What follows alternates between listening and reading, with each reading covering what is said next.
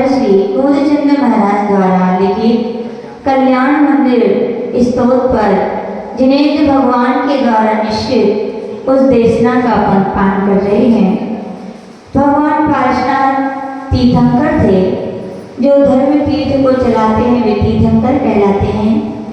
ऐसे तीर्थंकर बनने वाले जीव पूर्व भव में किन्हीं तीर्थंकर के पादमूल में बैठ करके 16 कारण भावनाओं को जब आत्मसात करते हैं तब उनके लिए तीर्थंकर प्रकृति का क्या होता है, बंध होता है। याद करें कि जिनके अंदर तीव्र संक्लिष्टम दया, अत्याधिक प्राणी मात्र के प्रति दया का जब प्रवाह हृदय में प्रवाहित होता है, ऐसे जीवों के लिए क्या होता है, तीर्थंकर प्रकृति का बंध होता है। और जब वो इस धरा पर आने वाले होते हैं 6 माह पहले से ही इंद्र की आज्ञा से कोई रत्नों की वृष्टि करता है। भगवान का जब 9 महीने के बाद जन्म होता है तो उनका जन्म कल्याण बड़े धूमधाम से मनाया जाता है। दीक्षा कल्याण दीक्षा लेते हैं तो भी क्या है, उनका दीक्षा कल्याण मनाया जाता है। ऐसे तीर्थंकर प्रकृति से सुशोभित होने वाले 23वें तीर्थंकर कौन से हैं? पार्श्वनाथ भगवान हैं, जिनके जीवन चरित्र को अपन देखें तो उन्होंने यही कहा, कोई कितना भी अपकार करे उसके बदला मत लो, बल्कि उसके बदलने का इंतजार करो। कितने भी जीवन में कष्ट आ जाए उन्हें कहो मत, क्या करो, सहो। उन्होंने यही कहा, किसी को जीतना है तो अस्त्र शस्त्र से नहीं, दिल से जीत लो। किससे जीत लो? कोई अपने से गलती हो जाए तो उसको जीतने की अपेक्षा उसके सामने हार मान लो। ऐसे भगवान ने जो जीती जागती क्षमा की जीवंत मूर्ति थे, हम ऐसे भगवान पार्श्वनाथ के आचार्य बोधचंद्र भगवान के द्वारा लिखा हुआ कल्याण मंदिर स्तोत्र के छंदों के माध्यम से उनकी भक्ति, उनके गुणों का गुणगान कर रहे हैं। कल हम सभी ने यहाँ पर देखा था, आचार्य भगवान ने कहा था कि जो आपके भगवान, आप जिस श्रद्धालु के, जिस भक्त के हृदय में आते हैं तो क्या करते हैं, चूंकि आप मध्यस्थ हैं, आपको किसी से राग द्वेष नहीं है, इसीलिए आप उस व्यक्ति की राग द्वेष से रहित स्थिति को उत्पन्न करके उसके शरीर को भी क्या कर देते हैं, नष्ट कर देते हैं। यानी कि राग द्वेष का जो मुख्य कारण शरीर है उसको ही क्या है, आप नष्ट कर देते हैं, अर्थात आप उस आत्मा को परमात्मा बना देते हैं। अब यहाँ पर आचार्य भगवान पूछ रहे हैं कि भगवान कैसे वो आत्मा परमात्मा बन जाती है, कैसे जिनके दर्शन करते करते भक्तों के लिए निज के दर्शन हो जाते हैं, वो कौन सी कला है। तो उसका वर्णन आचार्य भगवान यहाँ पर छंद नंबर 17 में कर रहे हैं। आत्मा मनीषी धीरयम दवेद बुद्ध्या, आत्मा मनीषी धीरयम तदवेद बुद्ध्या,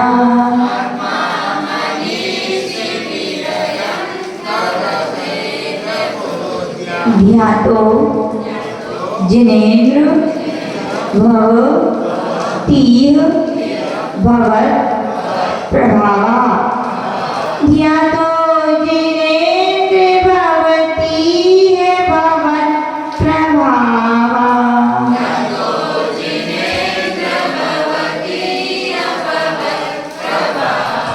पानीय मप्य नृत नित्यनु, ताका उच्चारण दोनों तरफ करेंगे, नित्यनु चिंत्य मानम, पानीय मप्य नृत नित्यनु चिंत्यमानम,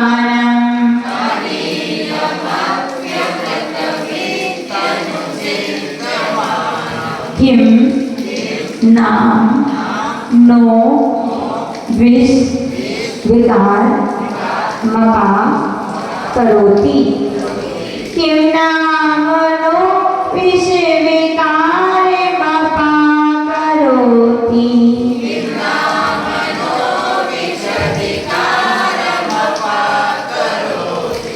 आत्मा मनीषी विरयम तदवेद विद्या या तो जिनेन्द्र भवती है भवत प्रभाव पानीयवाप्यमृत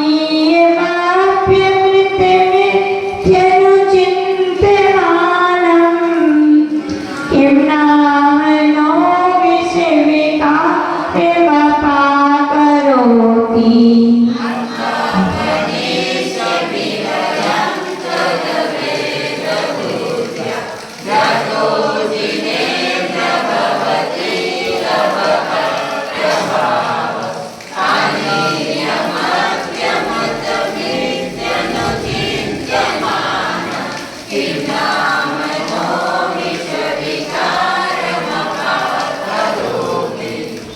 छंद सरल है, बस पहली लाइन में मनीषी भी अलग पढ़ना है, रयम अलग पढ़ना है, तो अलग पढ़ना है, दभेद अलग पढ़ना है, और तीसरी लाइन में मित्यनु ता का उच्चारण मी के साथ भी करना है और या के साथ मित्यनु।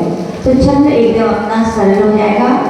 इसका अनुवाद देखेंगे। यहाँ बोधचंद्र भगवान कह रहे हैं कि जिनेन्द्र, हे जिनेन्द्र भगवान, हे पारसनाथ भगवान, मनीषी भी, मनीषी का अर्थ होता है बुद्धिमान, और भी प्रत्यय यानी कि बहुवचन में के रूप में लगा हुआ है।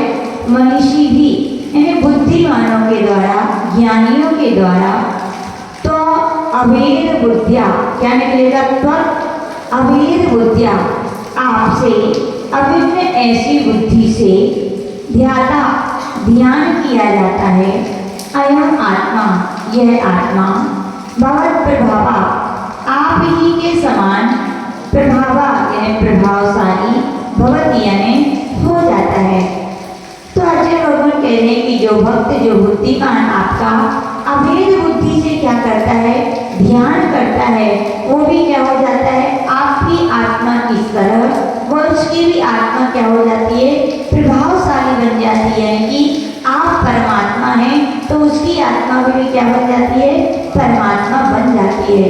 उदाहरण दे रहे हैं यहाँ पर, अमृतम इति यानी यह अमृत है, अनुचिंत्यमानम ऐसा चिंतन करने वाला व्यक्ति, पानी अपि पानी में भी, किम क्या, विष विकारम विष के विकार को, नो अपा करोति यानी कि दूर नहीं करता है, तो अर्थात अमृत करता है। यानी कि जैसे कोई मंत्रवादी है या बहुत जिनकी साधना अत्यधिक होती है, ऐसे व्यक्ति क्या करते हैं, पानी सामान्य जल के लिए भी मंत्र के द्वारा क्या कर देते हैं, मंत्रित कर देते हैं, और समझते हैं ये विष को दूर करने वाले मंत्र से उस जल को मंत्रित कर करके उस पानी को फेंक देते हैं। तो क्या होता है, वो पानी भी क्या करता है, विष की वेदना को दूर कर देता है। उसी प्रकार भगवान जो भव्य प्राणी आपका अभेद बुद्धि से क्या करते हैं,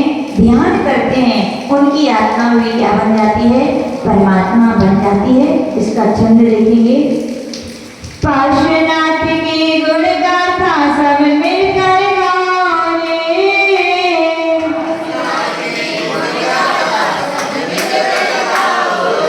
पार्श्वनाथ के गुण गाथा सब मिलकर गाओ रे, पार्श्वनाथ के गुण गाथा सब मिलकर गाओ रे, प्रभुवर की भक्ति ओहो प्रभुवर की भक्ति भाव पार लगाए रे, पार्श्वनाथ के गुण गाथा सब मिलकर गाओ रे, जल में अमृत का चिंतन, विष पीड़ा का करे हनन, जल में अमृत का चिंतन, विष में क्या, जल में अमृत का चिंतन, विष पीड़ा का करे हनन, जल में अमृत का चिंतन, विष में क्या करे हनन, प्रभु नाम का है मंथन, प्रभु नाम का है मंथन, प्रभु नाम का है मंत्रन, प्रभु नाम का है मंत्रन, ज्ञानी ध्यान करे निस दिन, ध्यान करे नित दिन, अभेद बुद्धि से प्रभु सुमरन, अभेद बुद्धि से ध्यान ज्ञानी ध्यान करे निस दिन, अभेद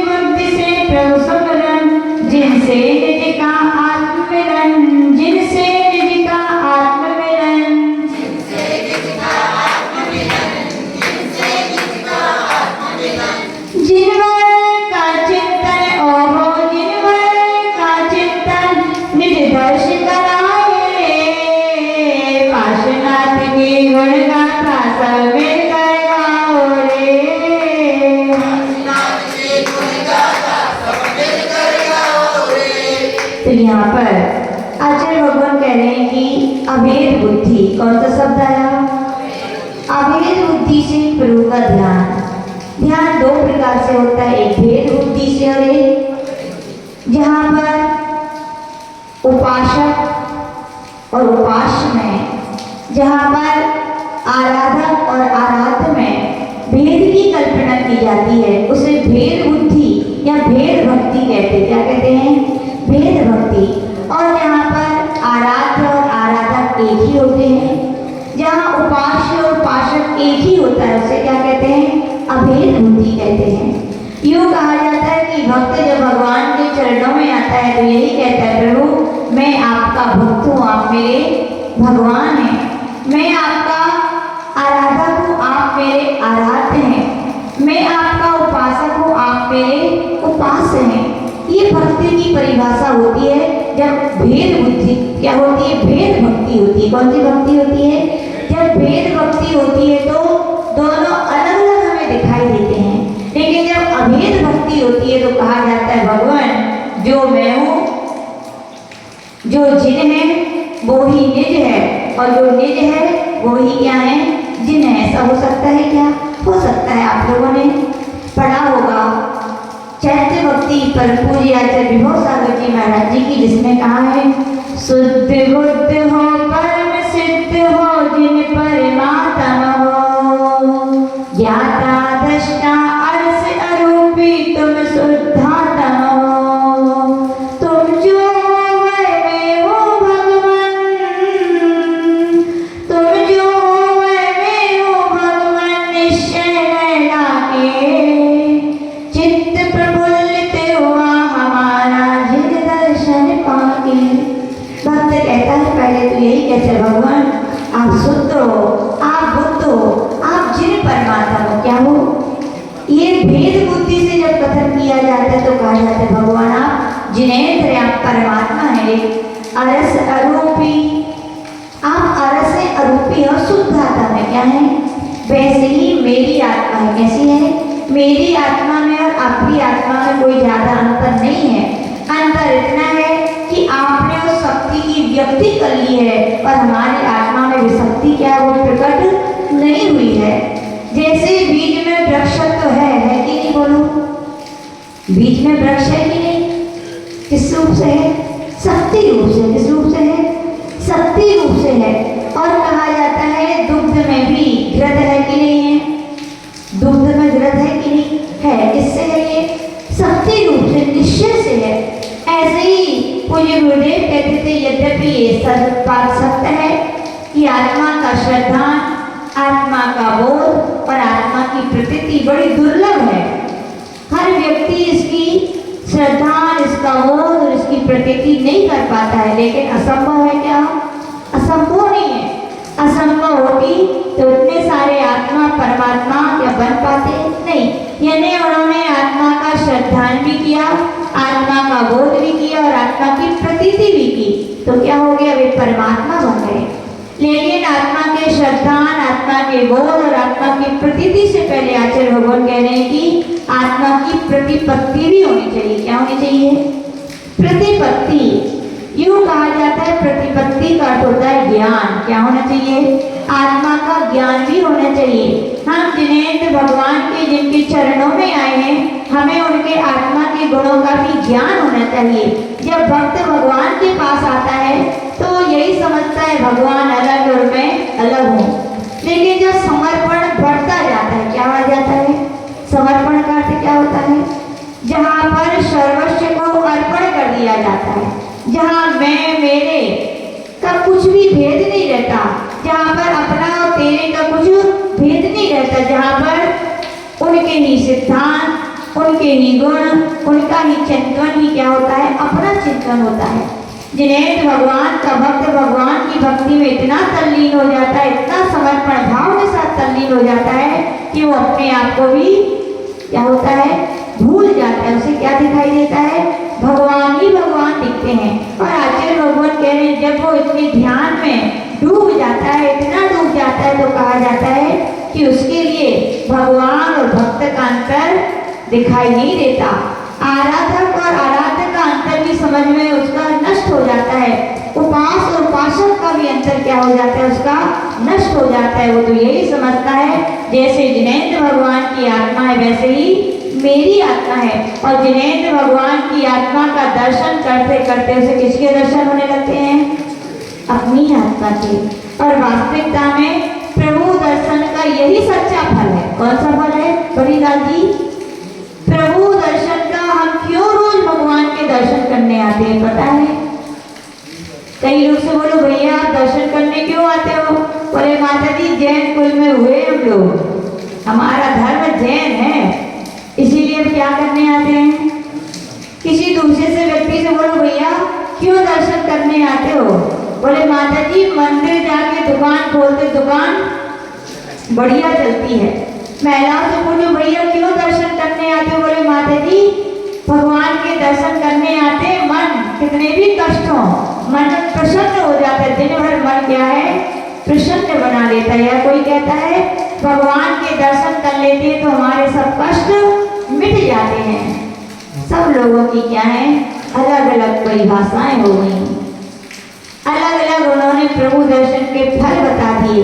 लेकिन आचार्य भगवान कह रहे हैं ये तो प्रभु दर्शन के फल नहीं है, ये आपकी के अनुसार आपकी प्रतिकूलताएं जो आपको मिल रही वो उनकी परिभाषा है। किसकी परिभाषा है?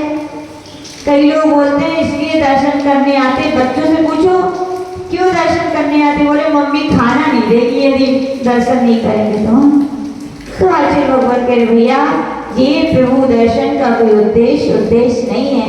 सम्यक दृष्टि जो भक्त होता है वो भगवान के दर्शन का फल यदि चाहता है तो यही चाहता है कि भगवान आपके दर्शन से मुझे किसकी प्राप्ति हो। आपकी आत्मा भी जैसी है वैसी मेरी भी आत्मा है। मैं आपको देखने इसलिए आता हूँ कि आपको देखने से मुझे निज आत्मा का क्या हो जाता है, ज्ञान हो जाता है। बताओ 24 घंटे में कितने लोगों को आत्मा की याद आती है? बोलो है कोई यहाँ पे बैठा है? रमेश जी कितने बार आत्मा की याद आती है? हाँ? और कोई आपसे कहते मिथ्या दृष्टि हो तो खराब लग जाएगा। और सम्यक दृष्टि यदि होती तो बताओ आत्मा की याद नहीं आती कि आपको? एक लौकिकता में जोहरी होता है कि क्या है, सोने चांदी की दुकान है किसी क्या यहाँ बैठे हैं क्या? कौन क्या? अच्छा इनकी यहाँ दिनेश जी सोने चांदी की दुकान है। हाँ?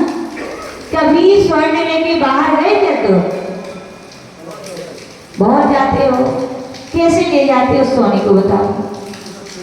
हाँ? सुरक्षित ले जाते हो, लेकिन सुरक्षा कैसे होती है? एक बार की एक बात घटना बताते हैं। पूज्य गुरुदेव के पटना जिले के बड़े बड़े भक्त हैं। तो पटना किसके लिए विख्यात है? कौन सी नगरी कहलाती है? हीरो की नगरी। किसकी नगरी? देखे कि नहीं आपने हीरे? हम लोग ने तो देखे, आपने एक दो देखे होंगे, जिसने वर्ष में तो इतने सारे देखे। एक बार की बात है, पूज्य गुरुदेव उन लोग का विहार चल रहा था और पटना के आतिशी के भक्त निकले वहां से। उनकी हालत देख करके तो हम लोग पहचान ही नहीं पाए कि इतने बड़े आतिशी के भक्त हैं। ऐसे कपड़े पहने थे कि पता नहीं कितने महीनों से धुले नहीं होंगे, ऐसे काले गंदे कपड़े। तो आतिशी ने कहा ये क्या है? बोले महाराज व्यापार करने जा रहे हैं। बोले बड़े आदमी बन के जाएंगे तो वे बच नहीं पाएंगे। बोले कहाँ जा रहे हो?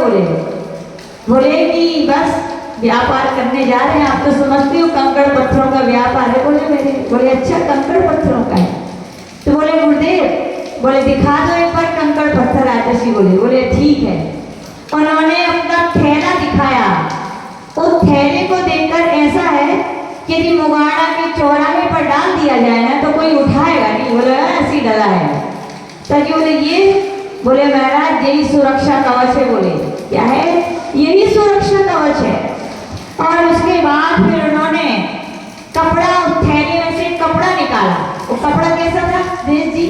बहुत साफ सुथरा मखमल का ऐसा कपड़ा था कि पता नहीं मिट्टी में से गंदा फंदा सा। उन्होंने उसको खोला। धनपाल जी ऐसे धन रखते होंगे आप? हाँ, तो उन्होंने खोला और उसके अंदर एक और कपड़ा, और वो कपड़े को देख के तो हम लोग को घिनापन आ गया। क्या है ये? वो पान जो थूकते हो ना, तो फूल उस कपड़े में लिपटा हुआ था। और इन्होंने दिखाया, बोले क्या? हम लोग कहते थे क्या दिखा रहे हैं? बोले देखते जाओ, बोले बड़े लोगों के बड़े काम है बोले। तो उन्होंने जैसे भी गलने से 2-3 कपड़े खोले और ऐसे जगमग जगमग क्या निकले? हीरे निकले। क्या निकले? यानी कि जो हीरे का व्यापारी है वो ऐसे हीरे ले जाता है। और कभी मान लो एक बहुमूल्य हीरा, क्या हो, बहुमूल्य हीरा लेकर के दिनेश जी बस में आप जाएंगे तो बताओ हीरे का जो थैला है कहाँ रखोगे आप? बताओ कहाँ रखोगे? ऊपर रखोगे तो कहाँ ऊपर? अपने ऊपर रखोगे कि पड़ोसी के ऊपर रखोगे? बोलो, किसके ऊपर? ऐसी जगह रखेंगे कि दुनिया को पता भी होगी कि ये दिनेश चंद जी सेठ हैं और हीरे के व्यापारी हैं और हीरे लेके जा रहे हैं। तो वे थैला भी होशियार है, अपने पास नहीं रखेंगे। कहाँ टांगेंगे? जहाँ जवाहरलाल जी बैठे वहाँ टांगेंगे। वो कोई पता है जवाहरलाल जी क्या धंधा है ही नहीं है। अब दिनेश जी मैं आपसे ये पूछना चाहती हूँ कि थैला वहाँ टंगा है, आपसे दूर है, क्या आपकी नजरों से दूर है? क्या बोलो? क्या आपके मन से दूर है? क्या बोलो? आप दुनिया का सब कुछ देख रहे हो लेकिन आपका उपयोग कहाँ है? बोलो। सच्चे जोहरी हो ना, तो ऐसे भैया याद रखना, सच्चे सम्यक दृष्टि हो गए। क्या हो गए? सच्चे सम्यक दृष्टि हो गए। दुनिया के कितने भी काम करेगा सम्यक दृष्टि, लेकिन उसे देखेगी तो क्या देखेगी अपनी? बोलो, क्या देखेगी? आत्मा। जैसे जोहरी को हीरे की कीमत का ज्ञान है, इसलिए वो बार बार हीरे की तरफ ही नजर रखता है, उपयोग रखता है, आंखें रखता है। वैसे सम्यक दृष्टि के लिए जब आत्मा की कीमत हो जाती है, आत्मा की बहुमूल्यता नजर आने लगती है कि आत्मा ही सब कुछ है और आत्मा के अलावा हमारा कुछ है क्या? बोलो, सब जानते हो। जो अपना है उसकी याद ही नहीं करते हो, और जो अपना नहीं है उसको याद कर करके पूरा जीवन व्यतीत कर रहे हो। अब बोलो, सम्यक ज्ञानी हो कि अज्ञानी हो? बोलो, सम्यक दृष्टि हो कि मिथ्या दृष्टि हो? तो आचार्य भगवान यही कह रहे हैं कि भोग अपने आत्माओं, आत्मा के निज स्वरूप की प्राप्ति तो बाद में होगी, पहले ये श्रद्धांत तो कर लो कि मेरी आत्मा है और मेरी आत्मा में ही परमात्मा बनने की शक्ति है। और जिन आत्मा को अपनी परमात्मा को बनाना है, अपनी आत्मा को, तो कितने बार याद करोगे?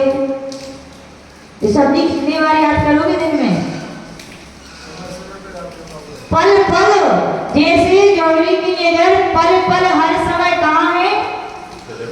थैले पर है, अपनी हीरो पर है। ऐसे सम्यक दृष्टि को जब आत्मा की कीमत हो जाती तो भैया उसकी नजर में सब कुछ देखता है, लेकिन क्या दिखती है उसके लिए? आत्मा दिखती है। क्या दिखती है? आत्मा दिखती है। यानी कि सम्यक दृष्टि यदि बनना है तो कहा गया अपरुचि सम्मतम, आत्मा के प्रति रुचि होनी चाहिए। क्या होनी चाहिए? जब रुचि होगी तो मन भी वहां अवश्य जाएगा। जाएगा कि नहीं जाएगा? श्रद्धा तत्रैव जायते, यत्रैव जायते श्रद्धा चित्तम तत्रैव लीयते। जहाँ व्यक्ति का उपयोग है वहाँ उसकी श्रद्धा है, और जहाँ व्यक्ति की श्रद्धा है उसका मन कहाँ है? वही रहता है। आपने हीरे की कीमत समझी, आपको विश्वास है वे असली हीरे हैं, इसलिए आपका मन कहाँ लगा रहता है? वही लगा रहता है। हमारा भी जब हमें अपने आत्मा का ज्ञान होता है, आत्मा के गुणों का, उनकी बहुमूल्यता का ज्ञान होता है, तो सम्यक दृष्टि का मन फिर कहाँ लगता है? कहाँ लगता है? आत्मा की ओर। और लोग कितने ही कह रहे हैं कि हम क्या हैं? सम्यक दृष्टि हैं। और पूछ लो भैया कितने बार आत्मा की याद आती है? बोले वो तो पता ही नहीं है। बोले आत्मा भी है कुछ। सब बोलते हैं आत्मा का कल्याण करना, करना है नहीं सबको? जिसका कल्याण करना है उसकी याद ही नहीं करते हो हम। एक वो स्कूल में पढ़ने वाले बच्चे भी जिस कोर्स को कंप्लीट करना है तो बताओ कितने बार पढ़ते हैं? बार बार पढ़ते हैं ना, तभी तो वो पास हो पाते हैं। बच्चों से तो खूब कहते हो पढ़ो पढ़ो पढ़ो। हाँ, कभी अपनी आपको बोला कि आत्मा का कल्याण करना है तो आत्मा की बातें पढ़ो, आत्मा की बातें समझो, आत्मा को भी देखने का प्रयास करो, आत्मा की बातें भी सुनो भैया। होता है कि कभी मन?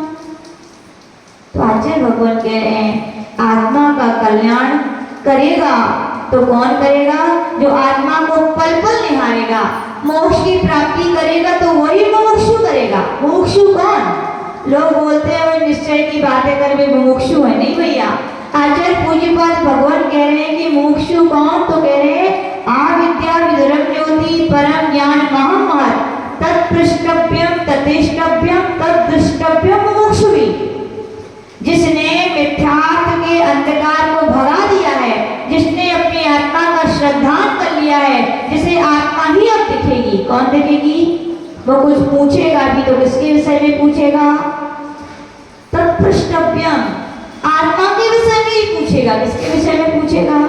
बताओ कितने लोग आपस में कभी आत्मा की चर्चा करते हो? बोलो, इनने व्यव कर दिया, उनने ऐसा कर दिया, ये ऐसे वे वैसे। कभी पूछा कि मेरी आत्मा कैसी है? कभी विचार आते हैं अपने? तदेष्टभ्यम, आत्मा ही उसे इष्ट लगती है। कौन लगती है वे? जो मुमुक्षु है, जो आत्मा कल्याण करना चाहते हैं, उन्हें आत्मा के अलावा दुनिया में कोई इष्ट नहीं लगता। बताओ, पुत्र इष्ट है, पुत्र चला जाए तो उसकी याद आती है कि नहीं? पुत्र मेले में घूम जाए, गीता भाभी, पुत्र मेले में घूम जाए और सुबह से शाम तक ढूंढते रहे आप, मिला कि नहीं मिला? नहीं मिला, आप घर पे आ जाते हो, आते हो कि नहीं? और घर पे यदि कोई पड़ोसी भी दरवाजा खटखटाता है तो मन में क्या ख्याल आता है? बोलो, कि बेटा आ गया। यहाँ की हवा से यदि पर्दा भी हिलता है तो लगता है बेटा आ गया। कोई आवाज भी लगाता है तो आवाज किसकी सुनाई देती है? बेटे की, कि बेटा आ गया। उस बेटा तुम्हारे लिए इतना इष्ट है कि तुम्हें पल पल याद आ रहा है। वो आत्माओं, बेटा कब तक का? बोलो, जब तक कि आप भी सुनता है तभी वो बेटा है, तभी तक ही वो सुपुत्र है। और अंत में तो जिसकी तुम इतनी रखवाली कर रहे हो वो ही तुम्हारे लिए निकालने वाला है कि नहीं? वही तो निकालेगा। यानी कि पुत्र के जो इष्ट नहीं है, जो अनिष्टता ही देने वाला है, जिसमें सुख मान रहे हो दुख ही मिलने वाला है उससे, लेकिन उसको आप इष्ट मान रहे हो, बार बार उसकी याद कर रहे हो। जो आत्मा आपकी इष्ट है कि नहीं? क्या इष्ट है? बोलो, आत्मा ही जिसको इष्ट है तो किसकी याद आएगी? आत्मा की ही याद आएगी। तो भो प्राणियों, आत्मा का कल्याण तभी होगा जबकि आत्मा को आप इष्ट मानोगे। आत्मा को इष्ट नहीं मानोगे तो आत्मा का कल्याण होने वाला नहीं है। तदेष्टव्यम, देखते हो, क्या देखते हो आप लोग? क्या दिखाई देता है? आत्मा दिखाई देती है क्या? पर पदार्थों को देखते हो, जिससे कसाय हमारी निपटती है, जिससे हमारा राग पड़ता है, जिससे हमारा राग बनता है, जिससे हमारा द्वेष सुलझता है, हम उसको ही देखते हैं। और इसके अलावा कुछ दिखाई देता है क्या हमारे लिए? कुछ नहीं दिखाई देता। लेकिन धन्य है वे निर्गंत संत जो दुनिया को देखते हैं लेकिन उन्हें दुनिया दिखाई नहीं देती। क्या दिखाई देती उन्हें? अपनी आत्मा। वे मुमुक्षु कहलाते। कौन कहलाते हैं? वे आत्म कल्याण के इच्छुक कहलाते हैं। पूज्य गुरुदेव को हम लोग ने कई बार अनुभव किया और हमने आपको बताया भी था। जब पूज्य गुरुदेव झरने के पास बैठते थे तो हम लोग तो झरना और झरने का पानी देखते थे और राजा जी क्या करते थे? क्या करते थे? वे आत्म ध्यान रूपी आत्मा के झरने को निहारने लगते थे। वे बोलते थे ऐसे झरने तो हमने कई बार देख ली है, वैसे झरने देखने से आत्मा का कल्याण नहीं होने वाला। आत्मा का कल्याण होगा तो कैसे होगा? निज आत्मा के झरने को देखने से होगा। मैसूर गए, क्या देखने गए मैसूर? बाबूलाल जी, मैसूर जाओगे तो क्या देखने जाओगे? वृंदावन गार्डन। हम लोग जब पूज्य गुरुदेव के साथ गए तो वहां पर रोज वहां के भक्तों ने कहा पूज्य गुरुदेव चलो। कहाँ चलो? वृंदावन गार्डन। पहले दिन से कहते कहते विहार का दिन आ गया, लेकिन पूज्य गुरुदेव से भी यही कहते रहे कि चलो गुरुदेव एक बार तो करो, मैसूर आओ, दुनिया के लोग इसीलिए आते हैं, आप तो आ गए हो तो चलो देख लो। पूज्य गुरुदेव ने यही कहा, भैया ऐसे वृंदावन गार्डन तो खूब घूमे, लेकिन उनके घूमने से आत्मा का कल्याण नहीं हुआ। अब मैं घूमूंगा तो कहाँ घूमूंगा, मैं घूमता हूँ, मैं देखता हूँ तो अपने आत्मा के गार्डन को देखता हूँ, आत्मा के बगीचे को देखता हूँ, जिसमें आत्मा के गुण रूपी पुष्प हैं, जिसमें आत्मा के गुण रूपी सुगंधि बिखरती है। मुझे वृंदावन गार्डन नहीं, अब क्या देखना है, मुझे आत्मा का बगीचा देखना है। मुंबई गए, मुंबई के भक्ति भी पूरा चतुर्मास के पहले दिन से लगे रहे, गुरुदेव चलो चलो चलो, कहाँ चलो अनिरुद्ध भैया, कहाँ चलो, हाँ बोलो, बॉम्बे नहीं गए क्या आप लोग, क्या देखने जाते हो, हाँ सही कहो, उसमें क्या है छुपाने की बात। सभी लोग यही बोलेंगे गुरुदेव एक बार चौपाटी तो देख लो, बोले एक बार तो चलो, दुनिया के लोग देखने आते हैं। पूरा चतुर्मास बीत गया, विहार होने लगा। पूज्य गुरुदेव ने यही कहा, भैया ऐसी मुंबई की चौपाटियां एक भाव में नहीं अनेक भाव में घूमे, लेकिन नहीं घूमे तो निज आत्मा की चौपाटी पे नहीं घूमे। अब मुझे घूमना है तो कहाँ घूमना है, निज आत्मा की चौपाटी को ही देखना है मुझे, और ऐसी चौपाटियां देखने की आवश्यकता हो।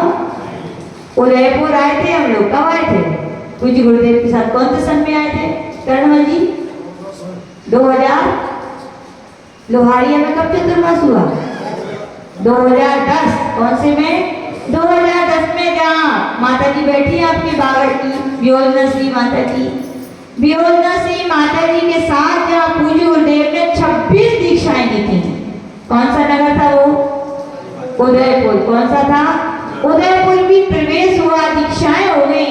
बड़े बड़े भक्त आके यही कहते थे, गुरुदेव एक बार तो चलो, कहाँ चलो, कहाँ चलो, झील देख लो, बोले झीलों की नगरी में आए और झील ही ना देख पाए तो क्या मतलब।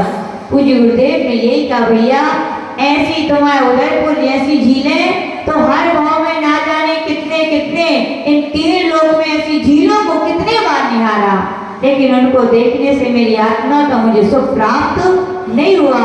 अब मुझे देखना है तो मेरी आत्मा की झील को देखना है, और डूबना है तो आत्मा की झील में ही डूबना है। मुझे अन्य चीजों से प्रयोजन, कौन बोल रहा है ये, एक आत्म साधक, एक सम्यक दृष्टि, एक मोक्ष की इच्छा रखने वाला, एक आत्मा की इच्छा रखने वाला व्यक्ति देखता है तो क्या देखता है, ये चीजें देखता है। और आप क्या देखते हो, क्या देखते हो आप लोग, बोले माता जी शिखर जी तो बहुत बार हुआ, इस बार शिमला जा रहे हैं, बोले हाँ है कि नहीं। याद रखना, शिखर जी ना भी जाओ, भाव भी बनाओगे तो पुण्य का आश्रम है, और शिमला नहीं भी गए भाव बना लिए तो पाप का आश्रम है।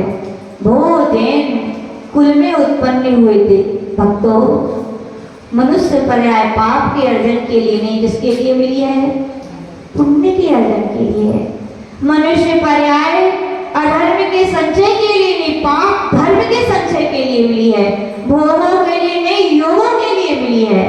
क्यों व्यर्थ में अपने समय को दुनिया की चीजों को देखने में लगा रहे हो, जो अपनी है क्या, बोलो, जो जो तुम देखते हो वो है क्या आपका कुछ, सब यही तो छूट रह जाना है। फिर क्यों उस पर ही नजरें लगाए भैया। सच्ची आत्म साधकों को दिखती है तो क्या दिखती है, आत्मा दिखती है। दिखती है कि नहीं आपको, हाँ देखी कि नहीं दिखी आत्मा, कैसे दिखेगी भैया, वह आत्मा योगी गम्य है, क्या है, योगियों को ही दिखती है, जो निर्गत दीक्षा लेकर के शुद्धोपयोग के ध्यान में डूबते हैं, उनके लिए ही वो आत्मा दिखती है। क्योंकि कहा गया है, जहाँ ध्यान ध्याता धीर को न विकल्प बच भेद न, जहाँ पर ध्यान ध्याता और ध्येय, यानी कि जो सच्चे साधक योगी है, जो शुद्धोपयोग के ध्यान में डूबे हुए हैं, वे ध्यान का किस किसका करते हैं बोलो? आत्मा का। किसका करते हैं? ध्यान, ध्याता। और ध्यान करने वाला कौन है बोलो? उनकी ही आत्मा है। कौन है? उनकी ही आत्मा। और ध्येय क्या है? उनकी ही आत्मा का उन्हें लक्ष्य में, यानी कि जहाँ ध्यान ध्याता देह का विकल्प नहीं होता है, जहाँ ध्यान भी आत्मा है, देह भी आत्मा है और ध्याता भी आत्मा है, इसका नाम है अभेद ध्यान। क्या कहलाता है ये? अभेद ध्यान। तो यहाँ पर गौरचंद्र भगवान यही कह रहे हैं कि भगवान जब आपकी भक्ति करते करते वे योगी जन, वे मनीषी जन क्या हो जाते हैं? अभेद बुद्धि में, अभेद साधना में लीन हो जाते हैं, तो उनकी आत्मा ही क्या बन जाती है? परमात्मा बन जाती है। उदाहरण दे रहे हैं, सामान्य जल को भी कोई मंत्रित कर दे तो क्या वो अमृत का काम नहीं करता? क्या बोलो? करता है भैया। जल तो वही जल है।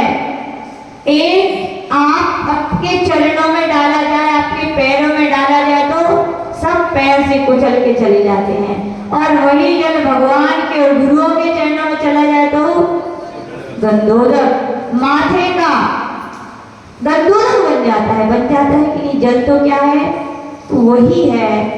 वही जल आप पीते हो तो सामान्य पानी है, और वही जल को मंथन करके पी लिया जाए तो औषधि का काम क्या नहीं करता? क्या बोलो? वही मंत्र को आप किसी के ऊपर डालो तो लोगों की आंखें लाल हो जाएंगी, और वही मंत्र यदि मंत्रित करके रोगी के ऊपर डाल तो क्या वो रोग को ठीक नहीं करता? क्या करता है भैया? हमारे तो अनुभव की बात है। आप लोगों ने तो सुनी होगी, लेकिन मेरे अनुभव की बात है। हमारे यहाँ की संकी बूढ़ी बूढ़ी माता जी जब भी बीमार होती थी तो आचार्य जी के पास जाएंगी, आचार्य जी तबीयत ठीक नहीं है, तो आचार्य जी बोलेंगे वैद्य जी को बुला दें? बोले हाँ। तो फिर क्या करें? बोले कमंडल को पानी दे दो आप, तो बस क्या दे दो? अपने हाथ से कमंडल का पानी दे दो। बोले बस यही औषधि है। और आचार्य जी पानी दे दे और लगा लो तो कहती थी तबीयत ठीक हो गई। बोले क्या हो गई? तबीयत ठीक। यहाँ तक कि 2011 में जनवरी के महीने में हम लोग बांसवाड़ा में थे, खानू कॉलोनी में। वहाँ हमारे संघ की एक माता जी थी, विभाश्री माता जी, बिल्कुल फॉरेनर माता जी, इतनी गोरी थी, हम लोग बोलते थे फॉरेनर माता जी, एकदम बिल्कुल गोरी, सफेद, लंबी चौड़ी। तो उनकी भी एक आदत थी, कुछ भी हो जाए बस क्या दे दो? पानी दे दो गुरुदेव। उनकी एक बार बांसवाड़ा में आहार करके आई, वृद्ध तो थी, 80-85 साल की, बहुत वृद्ध थी। हम लोग यही कहते थे अभी इतनी सुंदर लगती हो माता जी, तो जवानी में तो क्या कहना था आपको, बोलते रहते थे हम लोग। तो उनकी तबीयत आहार करके आ रही थी तो एकदम तबीयत खराब हो गई, और इतनी ज्यादा तबीयत खराब हो गई कि वहाँ पूज्य गुरुदेव को जाना पड़ा। रास्ते वहीं पे मंदिर के बाहर ही गेट है ना, जो वो अंदर नहीं आ पाई मंदिर के, वहीं बैठ गए। उनकी तबीयत बहुत बिगड़ गई, इतनी बिगड़ गई कि पूरे संघ को, आचार्य जी को वहीं जाना पड़ा। और पके यहाँ कब टपक जाए थोड़ी पता रहता है। तो बोले उम्र ज्यादा है माता जी की, सब लोग बोले आचार्य की दृष्टि मत हो, छुल्ली का थी। बोले को आप जल्दी दीक्षा दे दो, हो सकता है समाधि हो जाए। क्या करे? हो सकता है समाधि हो जाए। पूज्य गुरुदेव ने सोचा समझा और उनका पुण्य योग आ गया था। तो क्या हुआ? आचार्य जी ने कहा रुको अभी, दीक्षा पहले बाद में। बोले देखने दो। तो बस आचार्य जी देख ही रहे थे, उनको थोड़ा होश आ गया। क्या आ गया? होश आ गया। और होश आया तो मालूम उन्होंने क्या कहा? पानी दे दो आचार्य जी। क्या बोली? बस यही शब्द बोली। बोले पानी दे दो गुरुदेव। और आचार्य जी ने जैसे ही पानी दिया उनके मुंह पे छिड़का तो क्या हो गई? एकदम अच्छी हो गई। यानी क्या होता है? ये श्रद्धा होती। क्या होती है? भक्तों के हृदय की श्रद्धा है कि गंधोदक भी, गुरु के हाथ का पानी भी, उनके कमंडल का पानी भी, आमंत्रित हुआ जल भी क्या करता है? अमृत और औषधि का काम करता है। एक दिन की और बात सुनाते हैं। शिखरजी में हम लोग का चतुर्मास चल रहा था, एक आचार्य जी के भक्त है, आशीर्वाद देने। बोले आचार्य जी कैंसर हो गया, ट्यूमर 3rd स्टेज पर है, हो सकता है अंतिम दर्शन हो आपके। बोले फिर भी हमारी श्रद्धा है, आप हमें आशीर्वाद दो, तभी हम आपके ऑपरेशन कराने जाएंगे। तो पूज्य गुरुदेव ने कहा ठीक है। और देखो उनकी श्रद्धा, आप होते ना तो शिखर जी के पहाड़ भी नहीं जाते। उन्होंने कहा होना तो है ही, जिंदगी का क्या भरोसा, बचे। शिखर जी की वंदना तो कर ही लो, और गुरुजन के साथ मिले तो कहने ही क्या। तो बोले आचार्य मैं भी वंदना करने चलूंगा। तो आचार्य बोले चलो।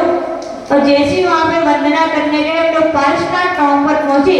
वहां पारसनाथ टॉम पर पहुंचने के बाद एक भक्त ने आचार्य का क्या किया, पाद प्रक्षालन किया। अब बोले कहाँ फेंके, तो जिसके लिए वो कैंसर था उस भैया के लिए, उसको प्यास लगी थी। क्या लगी थी, बोले अभी तक पानी कहाँ मिलेगा। बोले गुरुदेव का ये पी लो। उसने पी लिया और जब पी लिया वो ऑपरेशन के लिए अपने घर पहुंचा और ऑपरेशन के थिएटर में पहुंचा। एक बार चेकअप होता है, जांच होती है, तो उसका जब चेकअप हुआ, बिल्कुल रियल घटना है, डॉक्टर को भी आश्चर्य। बोले ट्यूमर गया तो गया कहाँ, बोले ऑपरेशन करूँ तो किसका करूँ। बोले क्या हो गया, यानी उसका कैंसर भी क्या हो गया अपने आप ठीक। बहुत सारी ऐसी घटनाएं हैं। एक अम्मा थी अजमेर में चतुर्मास में, उसको दिखता नहीं था बिल्कुल भी, वो बालक थी वहाँ की। पूज आचार्य का रोज पाद प्रक्षालन होता था और पाद प्रक्षालन के बाद सब लोग गंधोदक लगाने के बाद थाली लास्ट में पीछे चली जाती थी। वो भी क्या करती थी, बड़ी श्रद्धा से अपने आंखों में लगाती थी और यही बोलती थी गुरुदेव, हमें भी सोचती थी अपने मन में कि मेरी आंखें ठीक हो जाएं। और कुछ ही दिन बीते थे चतुर्मास के, एक दिन वो इतनी खुश हो गए। बोले क्या हो गया, बोले महाराज मैं उतने दूर बैठती थी, आपका चेहरा नहीं दिखता था, लेकिन अभी अभी मैंने देखा कि आपका पूरा चेहरा मुझे स्पष्ट दिखने लगा। जिसका प्रभाव ये गुरुओं की श्रद्धा का, भक्ति का, उनके स्पर्श जल का, मंत्र से मंत्रित किए गए जल का प्रभाव है। जब विश्व की वेदना को दूर कर देता है। तो यहाँ पर पूर्णचंद्र भगवान कह रहे हैं कि भगवान जब मैं आपके लिए अपने हृदय में बिठाऊंगा, अभेद भक्ति करूंगा, तो कि मेरी आत्मा परमात्मा नहीं बनेगी क्या, अवश्य बनेगी। इस प्रकार से छंद में कहा गया है। आगे इस छंद की एक कहानी यहाँ पर कही गई है। एक राजा था और राजा दूसरे राजा से एक बार युद्ध कर रहा था, युद्ध के मैदान में, और उसकी युद्ध करते करते उसकी शक्ति क्षीण होने लगी और उसे लगने लगा कि अब मैं हार जाऊंगा, अब मेरा राज्य मेरे हाथों से निकल जाएगा। वो ऐसे सोच विचार रहा था और सोच रहा था कि अब मुझे दूसरे राजा की क्या है, अधीनता स्वीकार करनी पड़ेगी। इतना सोच ही रहा था, लेकिन उसके लिए एक बात स्मरण आ गई, अपनी माँ की। किसकी, माँ की। उसकी माँ ने कहा था कि बेटा जब जिंदगी में कभी तू मुसीबत में आ जाए और प्राण जाने का समय आ जाए, तो तुम्हारे गले में एक ताबीज बनी है। क्या बनी है, तुम इसको तभी खोलना, बाकी इसको तुम जीवन में कभी नहीं खोलना।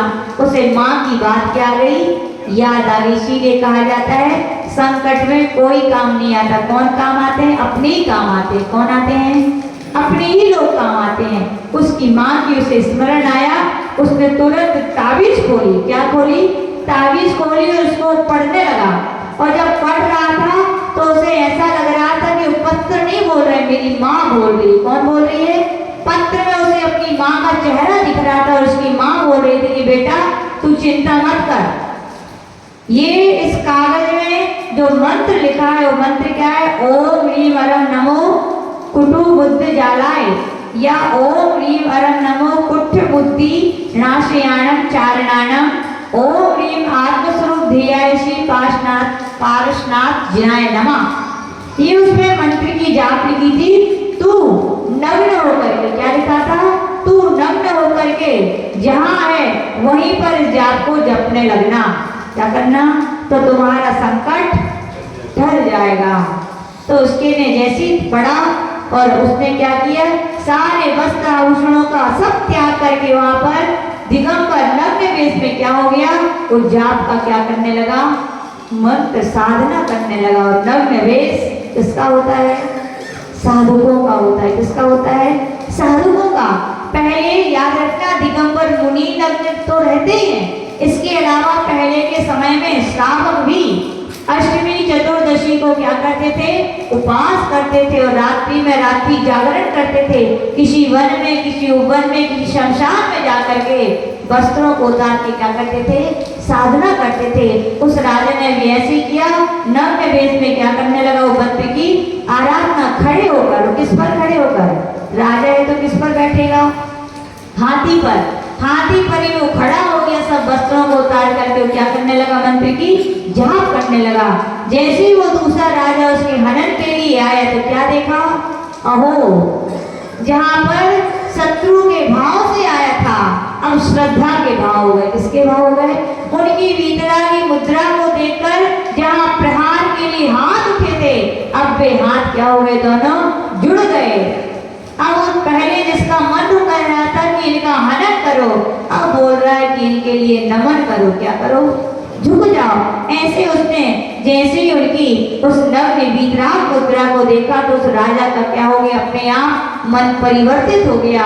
इस मंत्र का ये प्रभाव था और वह राजा भी क्या सोच रहा था कि मैं इसके लिए कहाँ मारूं, ये तो परमात्मा की भक्ति में लीन है, क्योंकि वो क्या कर रहा था, मंत्र की जाप कर रहा था। तो राजा सोचता है कि मैं इतना निष्ठुर तो नहीं हूँ कि एक भगवान के भक्त को मैं हनन करूं, एक भगवान की भक्ति करने वाले राजा का मैं मारण करूं, मैं ऐसा नहीं कर सकता। और उसका राजा का मन क्या हो गया, बदल गया। और उसकी जब तक पूरी जाप हुई तब तक तो उस राजा का पूरा ही मन क्या हो गया, बदल गया।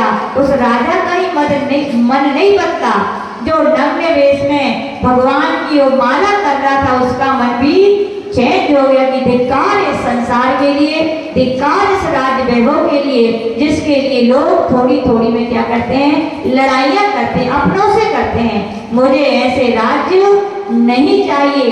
जब भगवान के नाम से बाहरी शत्रु बन सकते हैं तो मुझे बाहरी शत्रु आए कहाँ से?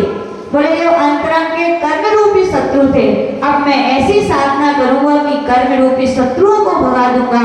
जब अंतरंग के शत्रु ही भाग जाएंगे तो क्या बहिरंग में कोई शत्रु रहेंगे क्या? आपको ध्यान होगा, अन्य देवी देवताओं दिगंबर भगवान में क्या अंतर है? क्या अंतर है? उनके पास अस्त्र शस्त्र होते हैं और अपने भगवान के पास क्यों? क्योंकि जिन्होंने अंतरंग शत्रु को ही जीत लिया है उनके कोई बाहर शत्रु होते ही नहीं है। जब बाहर शत्रु ही नहीं है तो हनन के लिए अस्त्र शस्त्र भी वे नहीं रखते हैं। ऐसे यहाँ पर पार्श्वनाथ भगवान के इस कल्याण मंदिर स्तोत्र की छंद नंबर 17 की जो रिद्धि सिद्धि मंत्र है उसकी महिमा कही गई कि यहाँ पर उसका शत्रु भी क्या बन गया, मित्र बन गया। तो हम भी हमारे जीवन में यदि कोई आपदाएं विपदाएं आएंगी तो वे भी क्या है, आपत्ति भी संपत्ति में बदल सकती हैं, हमारी आत्मा भी परमात्मा बन सकती है। इसी भावना के साथ जय बोले परम पूज्य गणाचार्य गुरुदेव विराट सागर जी महामुनि राज की